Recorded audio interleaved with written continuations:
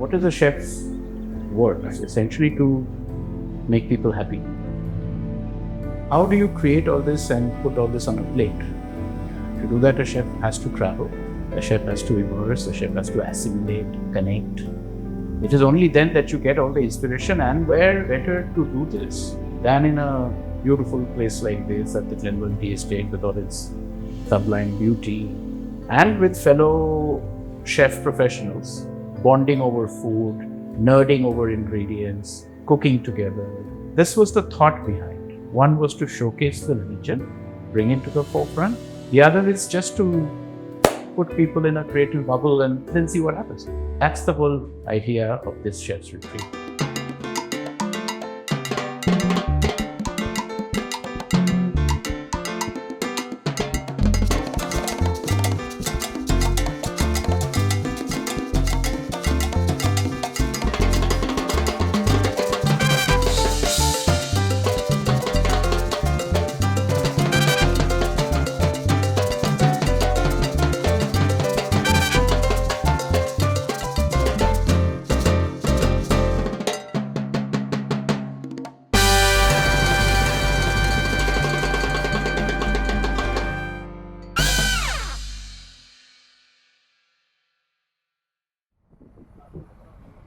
We've been working with Argha for a couple of years to bring beautiful culinary events and interesting chefs from around the country and around the world.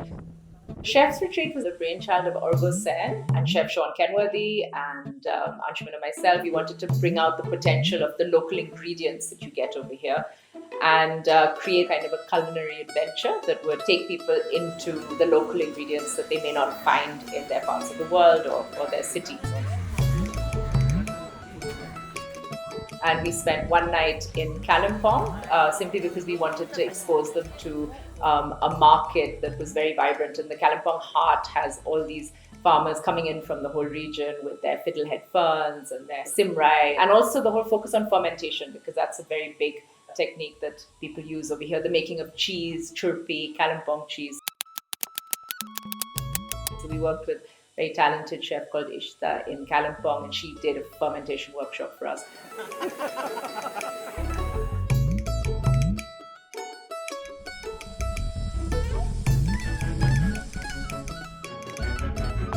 When we planned this chef's retreat at Glenburn, there were kind of two goals. In a planned way, we wanted to shine a light on this area, Darjeeling-Kalimpong Himalayan region, because it's an incredibly produce-rich, culinarily rich place. The unplanned part of the objective is to just put a bunch of creative people, in this case chefs, in a place, just pitchfork them into an area which they're not familiar with. Essentially what happens is it's like a creative cauldron, like bubbling creativity. As we go down to the tea factory, we'll show you a little bit about the process. But the leaf would have come in last night, right? Yesterday afternoon. So you're going to see yesterday's leaf being processed through certain bits of machinery, through certain processes, and then flowing through the factory.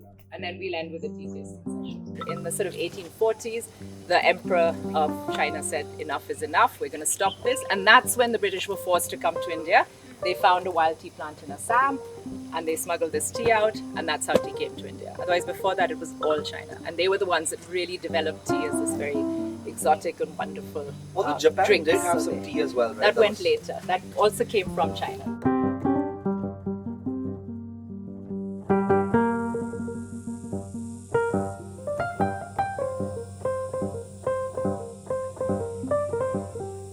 So if you see here, we have chefs from different nationalities, different backgrounds. It's a very diverse portfolio of people who we have put together, and we are waiting to see what happens. Darjeeling tea, this is called the champagne of teas, and we are in one of the finest tea estates in the world. Understanding the tea, the tasting and its nuances has been a great discovery for all the chefs. One important trend in restaurants around the world today is that they are bringing in tea into their menus. Some of them going far enough in Hong Kong, etc., to have a tea sommelier, like you have a wine sommelier. Like you used to have coffee baristas, you have a tea sommelier who can guide the customer through different tea.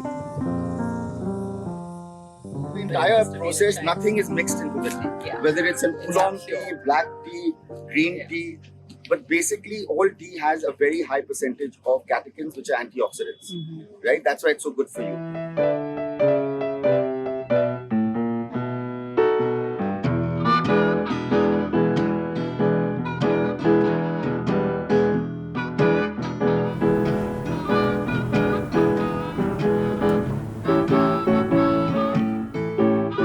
Based on what the dryness of the air. The drier the air, the more the difference between the dry and wet buzz. Right? So the evaporation will be faster. Oh, so you want the high contrast? It depends. It Oh, it depends. depends on what you It depends on what rate I want to do the how quickly do I want to remove the moisture. It will also during the day, it depends on the day. If I find so yes, if to a large extent it does have the tea maker gets a feel.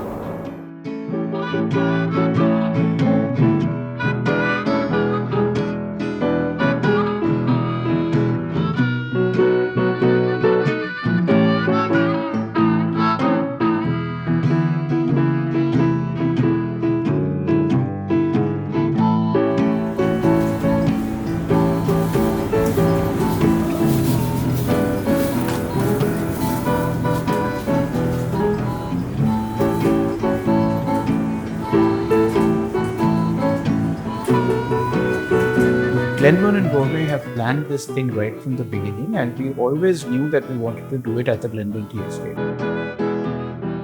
Because for the Glenburn Tea Estate to act like a base for this entire Kalimpong, Darjeeling Himalayan region that I'm talking about, but also for the tea estate itself, and to showcase all its glory and give chefs the experience of the whole Darjeeling fine. The Glenburn Tea Estate is a character, is a main character of this whole piece, so to say.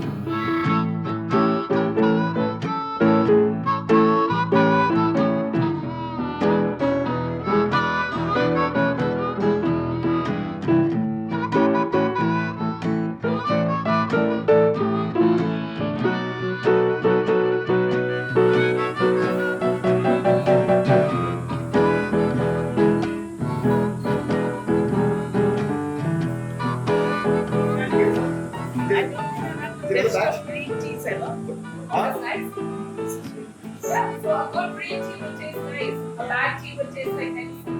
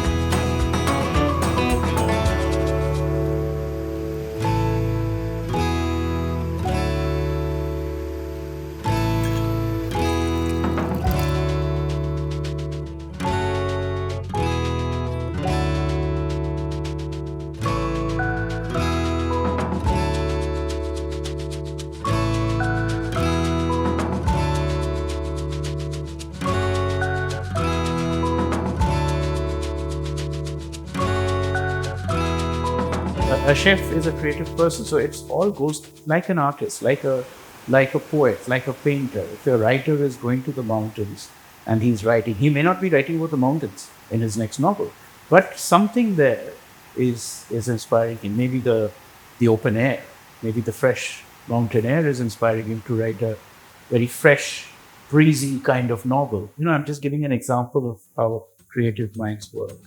So with these chefs, yes, absolutely.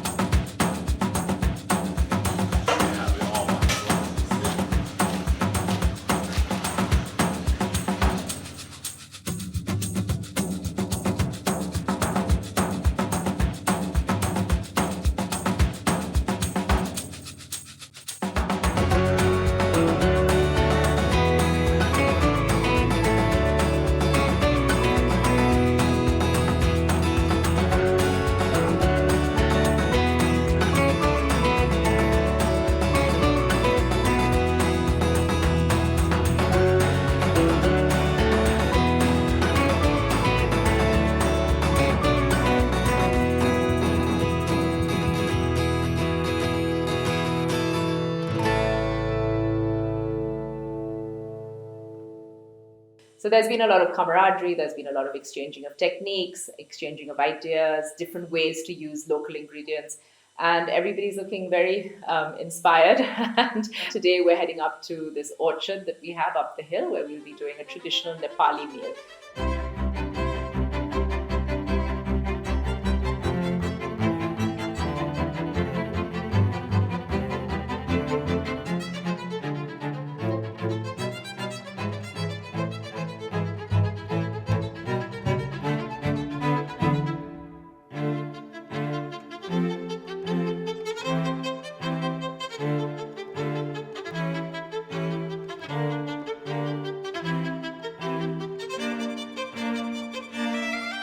That's going to be this afternoon's program. They've all got together and learned and contributed and hopefully inspired.